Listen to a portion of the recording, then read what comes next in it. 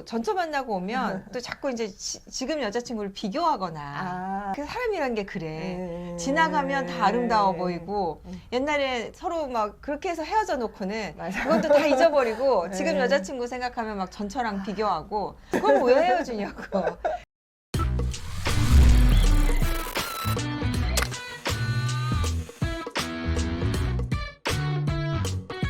안녕하세요. 양소영 변호사의 상담소 양담소에 오신 걸 환영합니다. 오늘은 김선영 변호사와 함께 상담하겠습니다. 변호사 안녕하세요. 네, 안녕하세요. 네, 오늘은 지금 이혼한 이후에 싱글 데디가 지금 여자친구가 새로 생겼는데 고민이 좀 있나 봐요. 그런 사연을 준비해 주셨네요. 네.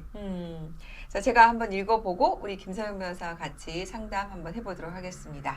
저는 4살 아들을 키우는 40대 싱글 데디입니다. 아이가 2살 때 제가 아이를 키우기로 하고 아이 엄마와 성격 차이로 이혼했습니다. 혼자 아이를 키우다 여자친구가 생겼는데 여자친구는 5살 연하에 아직 미혼입니다. 제 형편을 다 알리고 시작했고 만난 지 1년 가까이 됩니다. 문제는 여자친구가 제가 전처와 연락하는 걸 극도로 싫어한다는 겁니다.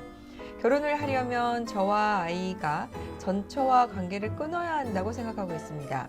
그런데다 전처는 양육권을 제게 주고 쿨하게 돌아선 이후에 갑자기 아이에 대한 애정이 생겼는지 주말마다 면접교섭권 시간을 넘어서 데리고 있고 어린이집을 비롯해 모든 아이의 문제를 저와 함께 의논하고 싶어 합니다. 여자친구와 이 문제로 자꾸 싸우고 갈등이 생겨 제가 한 달 전 전처와의 연락을 모두 차단했습니다. 이러면 안 된다는 것도 알지만 여자친구와 가정을 꾸리는 것도 아이에겐 중요한 일이라 생각했고 어쩔 수 없는 결단이었습니다. 한 달 정도 연락을 끊고 아이를 보여주지 않았더니 전처가 양육권 소송을 하겠다고 저희 부모님을 통해서 통보했습니다. 여자친구는 여전히 이 상황을 이해하지 못하고 있고요. 제가 어떤 선택을 해야 할지 너무나 어렵습니다. 양육권 소송 어떻게 될까요? 슬픈 내용이에요. 그죠? 네. 우리가 지금 사실은 이혼 가정이 많아지고 있는데 이런 문제는 아마 대부분의 가정에서 겪을 거예요. 반대로 뭐 엄마 아빠가 바뀐 경우도 마찬가지고 아이 입장에서 보면 너무 슬픈 상황인 거죠? 네. 전처 입장도 약간 갑자기 왜 태도가 변하셨는지 좀 이해가 안 되긴 하지만 아이 입장에선 너무 안타까운 사연인 것 같습니다. 사실 이게 모성이라는 게 다 뭐 타고날 때부터 모성이 있다 뭐 이렇게 좀 생각하지만 네. 사실 모성이나 부성이나 부모로서 이것도 아이하고 이렇게 접촉을 하면서 경험을 하면서 이게 더 커가는 감정이거든요. 그래서 아마 전처 입장에서는 애가 너무 어려서 네. 서로 이렇게 뭔가 교감이 쌓이기 전에 헤어졌는데 애가 자라면서 이제 얘기하고 엄마라고 부르고 눈 맞추고 하면 이제 정말 미치거든요. 아마 그래서 이제 네. 뒤늦게 네.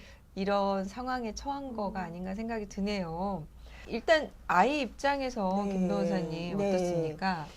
예, 일단 그 이혼을 하는 경우에 자녀를 양육하지 않는 부모 일방하고 그리고 그 자녀 간에 상호 면접하거나 방문 숙식 등으로 이제 그 상호 접촉할 수 있는 권리를 이제 면접교섭권이라고 하는데요. 네. 사실 면접교섭권은 부모의 권리이기도 하지만 자녀의 복리를 우선적으로 고려를 해야 하는 자녀의 권리이기도 합니다. 중요한 말씀해 네, 주셨어요. 맞습니다. 네. 그래서 이제 사연의 경우에 새로운 가정을 꾸리기를 원하는 이제 사연자하고 여자친구 입장만 이제 우선적으로 생각하면 아이가 사연자 전처와 연락하는 것이 이제 새로운 가정의 가족들 간의 유대 관계를 형성하는데 이제 뭐 장애가 된다고 생각하실 수도 있는데요. 그런데 이제 위에서 말씀드린 것처럼 면접교섭은 자녀의 권리이기도 하고 아이는 어떻게 보면 부모의 이혼으로 인한 피해자이기도 하기 때문에 사연자 입장보다는 이제 자녀가 엄마와 만날 권리를 보호해주는 방향으로 생각을 해보시는 게 좋을 것 같습니다. 그러니까 우리 지금 김 변호사님 말씀처럼 아이의 권리인데 네. 지금 여자친구가 문제 삼는다고 아빠가 아이의 네. 의사를 무시하고 엄마를 못 만나게 한 거잖아요. 그렇죠. 어떻습니까? 예, 그리고 사실 이혼을 하지 않으셨더라면 사실 아이는 양쪽 부모와 매일 만났겠는데 본인의 문제가 아닌 이제 부모의 일로 한쪽 부모를 만나지 못하는 것은 사실은 면접교섭권이란 측면에 있어서 면접교섭권을 침해하는 측면이 있습니다. 그리고 이제 지금 아이하고 이제 한 달째 만나지 못하게 했다고 하셨는데 이제 사연자가 연락을 차단해서 그 엄마하고 아이하고 면접 교섭권을 이제 방해하는 결과에 이르면 그 엄마인 상대방이 사연자를 상대로 가사소송법에 따라서 면접 교섭권의 이행을 구하는 이행명령을 신청하실 수도 있고요. 네. 그리고 이제 법원은 심리 후에 이제 면접 교섭 의무를 이행하라는 이행명령을 하고, 그리고 그런 이행명령을 했음에도 불구하고 이를 이행하지 않으면 1,000만 원 이하의 과태료를 부과할 수. 지금 여자친구 입장에서 면접 교섭 때문에 전처가 너무 연락이 지금 많아졌다 네. 이렇게 생각하고 있는 것 같은데 네, 네. 아니 이제 예를 들면 양육자 입장에서 이렇게 관심을 가져주고 해주면 자기 할 일이 줄어드니까 그렇죠. 또 좋다 네. 생각하면 되는 거 아닐까요? 그렇죠. 꼭 아이가 엄마를 자주 만나는 게 사실은 뭐 꼭 그 여자친구와 만남에 있어서 방해가 된다고 보기는 질투를 하나? 또 그럴 수도 있을 것 같긴 한데요. 네. 여기 보시면 지금 안 그래도 이 사연의 경우에 이제 한 달에 뭐 한두 번이 아니라 매주 이제 또 만나고 있다고 하셨는데 일반적인 면접 교섭보다 조금 많긴 하네요. 그렇죠. 보통은 이제 한 달에 2번, 어릴 때는 숙박을 하지 않고 당일, 그리고 좀 크면 이제 숙박을 하는 경우. 가 통상적인데, 이 경우에는 이제 보시면 여자친구 입장에서는 여기 지금 전처가 연락을 많이 한다고 했잖아요. 그래서 면접 교섭 횟수보다는, 그러니까 면접 교섭을 이행하려는 명목으로 전처와 이제 사연자가 계속 연락하는 것이 더 신경이 쓰일 것 같습니다. 그거겠죠, 핵심은. 예. 네. 그래서 이제 면접 교섭 자체를 하지 않는 것보다는 이제 데리고 올 때, 뭐 그러니까 데려다 줄 때, 이럴 때 시간이나 장소를 아예 특정을 하거나 내지는 이제 가급적이면 연락을 줄일 수 있는 방법을 고민을 해 보시고, 네. 이제 경우에 따라서는 전처한테 양해를 구하고, 그 면접 교섭과 관련해서 이제 조율이 필요할 때는 사연자의 부모님과 전처가 연락을 하거나 이런 주변의 도움을 받아서 네. 이제 면접 교섭을 진행하는 것을 한번 고려해 보시는 게 어떨까 싶기는 합니다.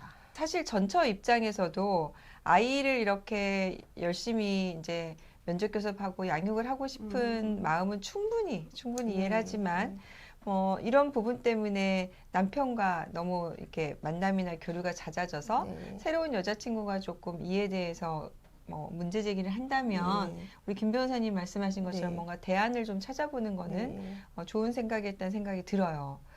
자, 그럼 이런 상황에서 질문 주신 게 전처가 지금 양육권 소송을 해온다고 했어요. 아마 양육자 변경을 구하는 소송을 그렇죠. 의미하는 거겠죠?